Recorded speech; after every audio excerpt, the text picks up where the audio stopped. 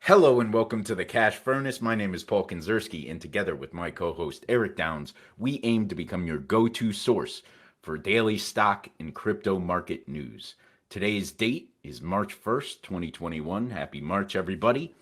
Today, in the regular market, we're just going to cover the basic stock market outlook, what Eric sees moving forward, what should we look for this week. He was 100% on the dot last week, so maybe the prophecy continues.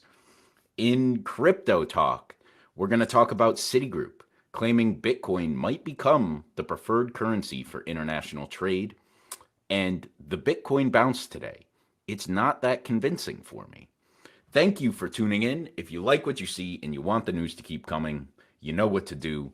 Like, comment, subscribe, hit that notification bell so you know when we go live and help us run up that YouTube algorithm.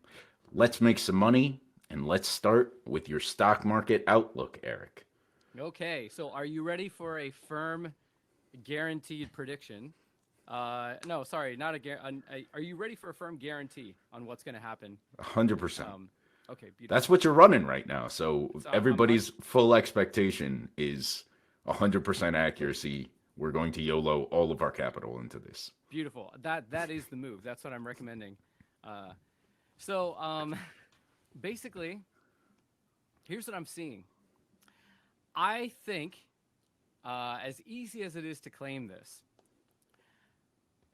I actually think I wouldn't be surprised if we hit, what did we close at today? Around 389. I wouldn't be surprised if we took a run at 400 and bounced off, if and the S&P bounced off 400. Here's Wow. why. Here's why I say that. Tomorrow or throughout the No, week? throughout the by Oh, the I end of the was week. going to say, my God. No, today was exactly what I expected, and here's Mm-hmm. why. I want to explain specifically why, because I don't want to be one of these morons who just says like, "I was right. I was right all along. You should have listened to me," and doesn't explain why. So I want to understand. I want to explain like why I got to where I am. Like basically, last week I think we saw a combination of a classic tech run up, where which we've seen many times before. No big deal. But as we discussed last week, uh, we saw a spike in the 10-year Treasury yield. Now, in our past episodes, we explained the significance of this, what the 10-year Treasury yield is, what it represents, and what it typically means for the market. Mm-hmm. So, yeah, we saw this massive, like almost borderline, like temporarily parabolic spike in the 10-year Treasury yield, which is something that I think probably is not often said about the 10-year. Yeah, I'll say. Um, Mainly because I mean, it's odd to think that you know the price of that yield, at least on the index, was it's not like the Fed set out like, hey, we're gonna make the 10-year go parabolic today. Like, Right. I mean, maybe they did. God, I don't know, but I'd like to think that that's not what's happening. I'm pretty But sure that's not the case, but it was hype. It was hype driven up. So, you know, it's weird to look at the 10-year Treasury yield, which you can do, by the way, by just looking up ticker TNX. It's the 10-year Treasury index. Um, it's weird to look at the 10-year from a technical standpoint because it shouldn't matter, right? Technicals shouldn't matter to the 10-year. yeah. But it ran up above band, it ran overbought, like it for in every measure, it just went super overblown. Right. And it was due to pull back, which is exactly what it did on Friday and furthermore today. Now, like most run-ups, when it retraces, it typically will retrace to previous resistances, moving averages, and things like that. The first of which I see at 1.4%, or on the TNX, it's 14. It'd be $14. Yeah. Um, so so basically, I'm seeing the cool off that we all want and expect when when something runs like that, and we, as we know, inversely, our market indexes, our growth stocks all took a nice haircut. Most of them retraced and pushed down to 50-day moving averages, which are Yep. typically seen as great supports. So it's like all of these things are lining up uh, uh, simultaneously, and I don't think that is a I don't think that's a coincidence, by the way. Um, but for that reason, it gives us further room to run for sure, and depending on how the treasury yield behaves, I think we could inch up slowly to 400. Um, I don't think we'll break. If we break 400 this week, I Oh would be yeah. really surprised. I'd be very, very surprised. We'll also have one hell of a week if that's the case. We will. We Everything's will. going to skyrocket. I mean, today was an amazing day. Holy crap. Yeah. I had so many losses that I realized losses that I needed to make back from last week, and Hmm. ended up making back a lot of them today. Yeah. So that's what I think. I think we're going to see largely sideways movement, moderate volatility, but majoritively sideways to maybe slightly upward movement, depending Okay. on how the 10-year Treasury behaves. So, what should we trade, Paulie? What do you? I mean, I know what Well, I'm I'm trading, you but read did you you? read my mind. So I'm actually really interested. I don't know what to trade, and I want to hear your opinion on what you are trading. But what I'm most interested in, at the end of last week, we talked about maybe potentially this market, all the new players in this market, the retail investors, potentially getting smarter, right? That was one of the theses on why the big growth earners took the biggest hits. I want to look at the top growth companies over the past year, the ones that have just been astronomical gains, and I want to see what happens to them in this sideways market. If they get pumped to the moon, we know this YOLO season isn't over. Mhm. If they stay relatively sideways, as the market kind of gains confidence again, right, and doesn't think that this is just a temporary bump, a dead cat bounce or whatever, Mhm. if they stay sideways the whole time, I think it's time to start looking at traditional undervalued companies like we spoke about the other week. Because I think the money, if that's the case, I think the money is trying to be smarter with the capital that they've gained during this crazy bull market that 2020 and early 2021 has been. But I want to hear your side of things. What are you planning to trade? Well, Paulie, here's my plan. It's going to be very explicit, actually. I think I think basically in the face of more and more vaccines getting rolled out, Johnson and Johnson just had an allegedly more effective vaccine uh, get approved. Obviously we have one more step left to get our our stimulus package Hmm. passed. These are all going to be things that, for all intents and purposes, they should boost the market. You know, Right. Yep. um, I think it's really, I think it's kind of funny. Like, I was on Market Watch before we got on. It says the top headline: S&P scores best day gain in about 9 months as March kicks off with a brighter economic outlook. And I'm like, all right, man, let's just calm Yeah. down, okay? It's Brighter been a economic whopping outlook. day. Yeah, just one day, okay? So here's my That's thing. funny. I think that this pullback taught a lot, and we talked about this before, but I think this pullback taught a lot of noobs. It put a lot of noob exuberance in check, I Mm, believe, and it really taught them that it's not the stonk market where stonks only go up. It's the right. stock market where the big fish will ram you up the beehole if they Yep. feel like it.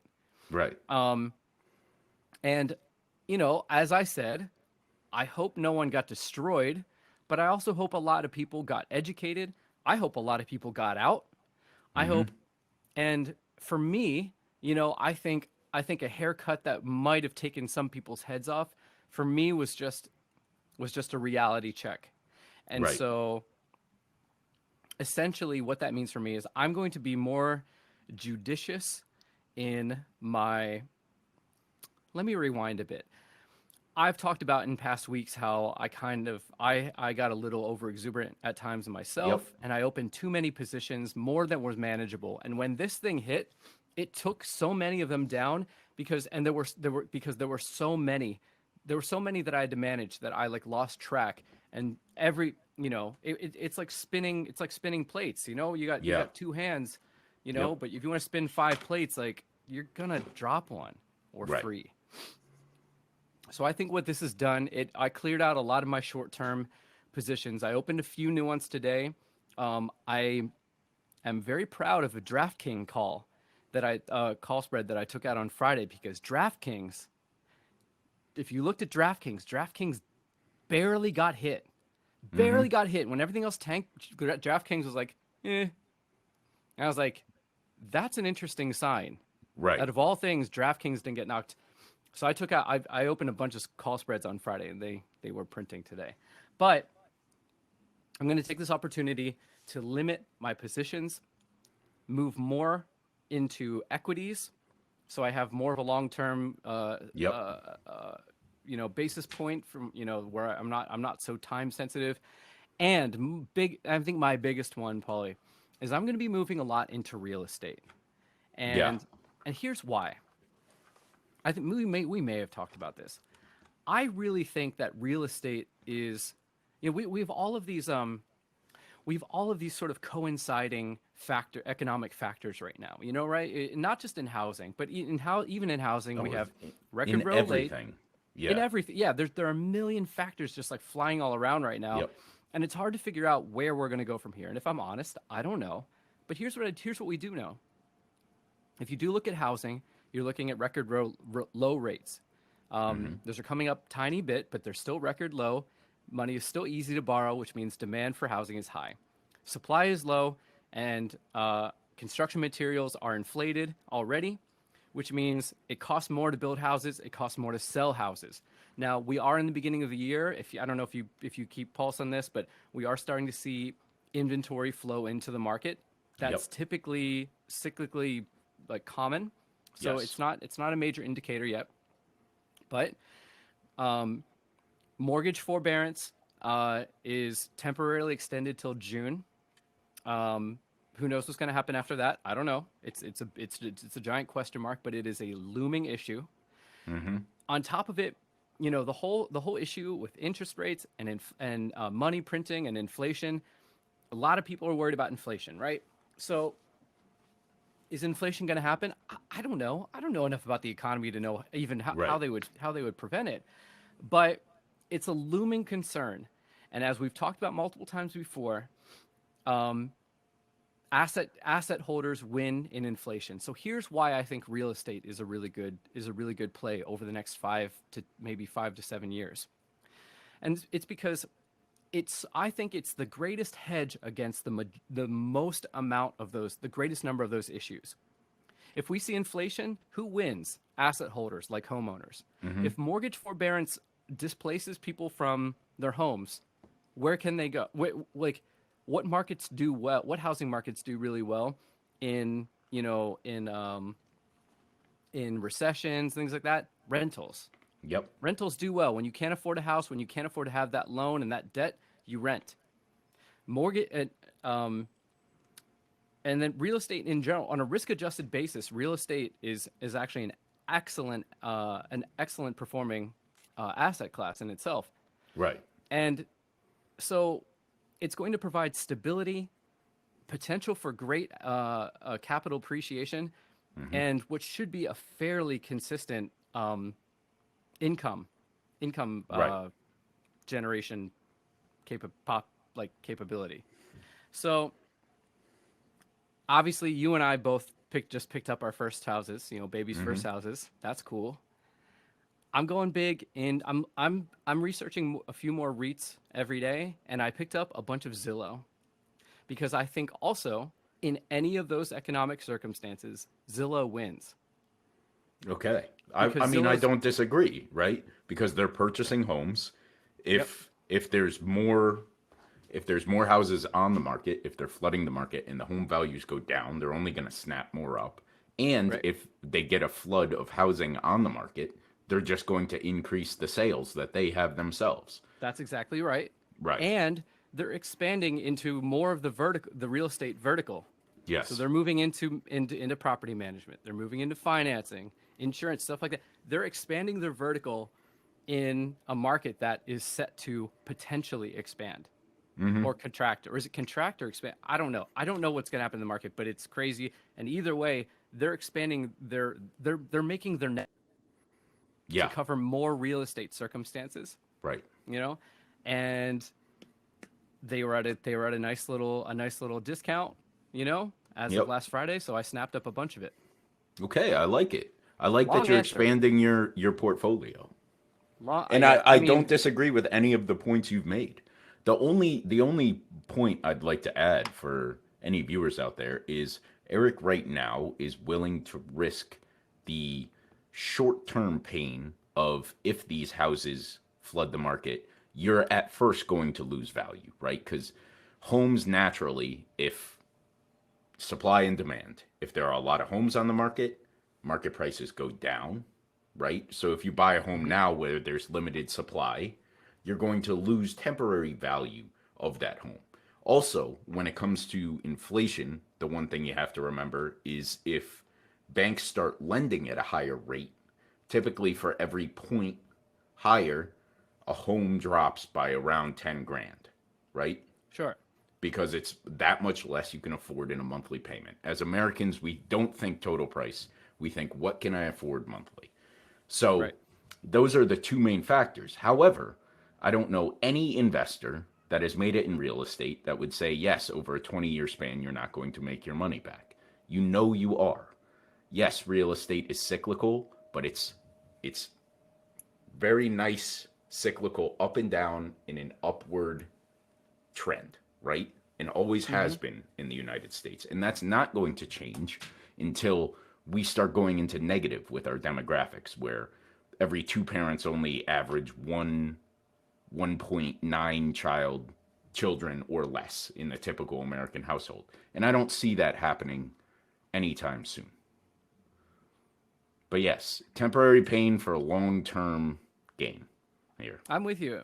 And I mean, the big thing, I think the one component to this asset class and this exposure that I really want to emphasize is the most boring part, and that is stability. Mm. Um, because I think home valuations may fluctuate, and you're right on the horizon. There may be, we might have a few more years of appreciation, and yes, if we might have a few more years of appreciation, but yes, if a bunch of inventory hits the market, yeah, Mm-hmm. if loans go up, yeah, you're 100% right. But what's great about real estate is it continues regardless of the value of the home and the land itself. At least if you're talking about an investment property, you're still generating income Yep. no matter what. And you have And that principal pay down, and you have tax write-offs. There is a million reasons why you want to be a homeowner in this country. And there's a million exactly. reasons why our government has given so many incentives to become a homeowner, right? They want people to purchase property. That's real estate is the backbone of the United States. I mean, more I mean, millionaires have been made in real estate than anything else. Um, it's true. but yeah, that's just my 2 cents. I'm no expert, but it is something that I like looking into. And I don't disagree with any of your points.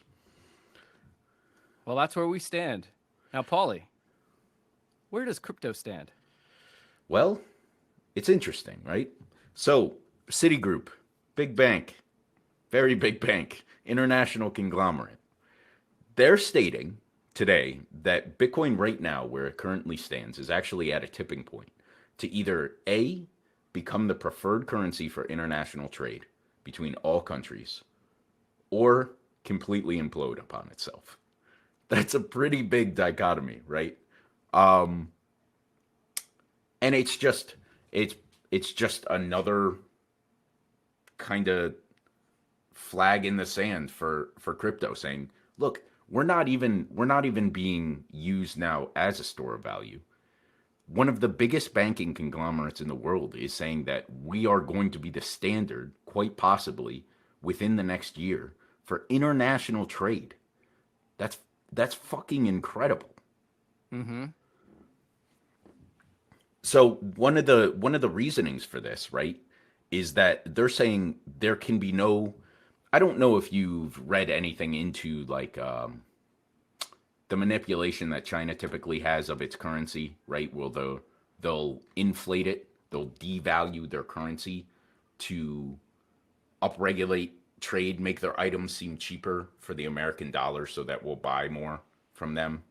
I But there was will never aware be, of that. yeah. So there's a lot of tricks and like BS that goes on with currencies, with governments and everything that they'll manipulate the markets and everything, especially when it comes to international trade. And it's actually one of the reasons why forex trading is really hard. But there's a lot of people that who are really good at it that make a killing because the currency's valuation compared when you pair them together are just it's wild.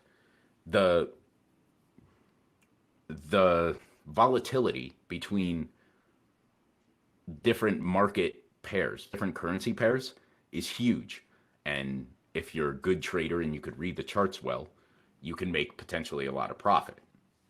It's also why a lot of people lose their ass in that market. But Mm. plus, it's full of scammers. But despite that, they're saying that's one of the main reasons why it's a trusted source of money. Yes, it has a lot of highs and a lot of lows. There's a lot of variation in the price, but as it gets more accepted between countries, especially if you have entire governments buying into this thing, it's going to become Mm-hmm. much more stable. And there's Yep. no one that can manipulate the price of it at a That's certain true. at a certain level. I mean, That's granted, true.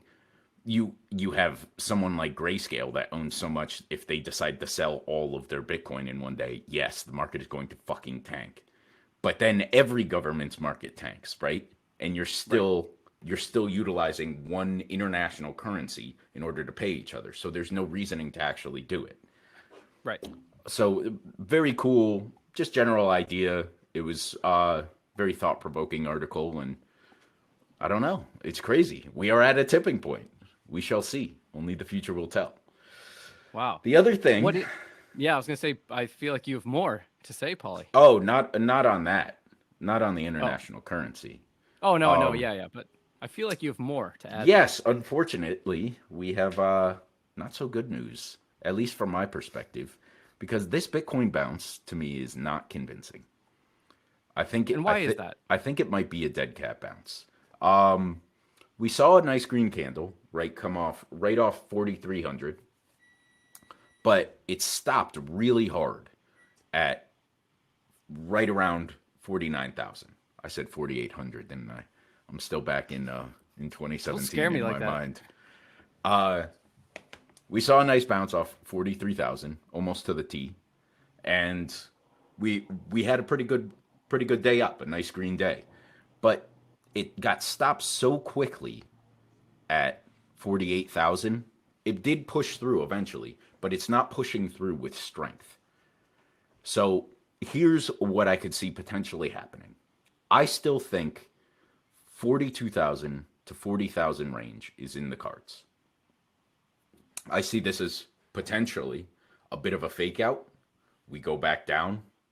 We hit that 40,000 to 42,000 box, and then we spring up like we thought before.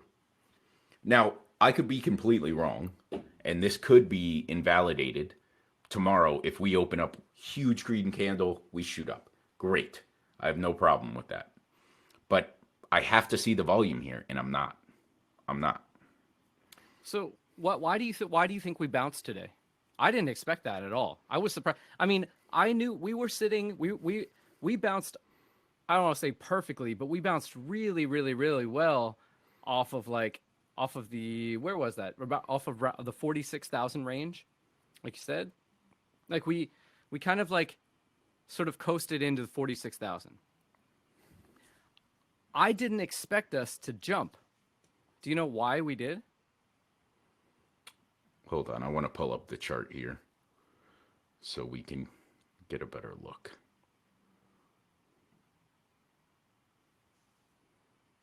I mean, because I'm also, Bitcoin.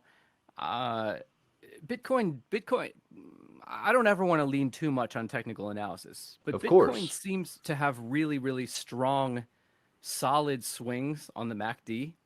It's not everything, but it doesn't seem very fickle when it comes to the MACD.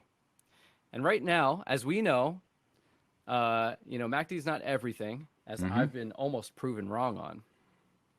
But it definitely looks like sell volume is dying off a little bit. It's not close enough to dead to, call it in the ground. Right. But I'm wondering, why did we even bounce today? So Do you know? I think, first off, we went all the way down to 43 $43,040 late yesterday. But if you Yes. look at the Yeah. chart, there's no real support there. And as much as I hate to admit it, Bitcoin and this kind of investment is still very heavily tied to the stock market. And the stock market had a very green day. But if I you mean, look I at the could see chart, that. and this is partially why I'm not convinced, if you look at the chart, there's no real level of support where we bounced off of today. There's nothing. It's a blank canvas. You think so? I mean, because I'm seeing that that major spike up on I'm looking at the chart too on February 8th, and then that spike up where we hit resistance, stabilized, and then slowly pushed up further. If you You look know, down Mark. to if you look down though to where the wick went, it went in between. It went past that and went in between the previous all-time high we had on the 9th of January, right? Of right around 41,700. And then that area you're talking about where we bounced off the ground is 43,800. But we wicked down to 4340. So we are in this empty chasm where we kind of just bounced off of. And I really do think that was because the stock market got good news today. So everybody was feeling euphoric. They start buying some stuff. It goes up. Okay. So I'm not convinced. Unfortunately, I wish I could give everybody a super bullish case, but I cannot Folks, today. you heard the man. Sell your Bitcoin.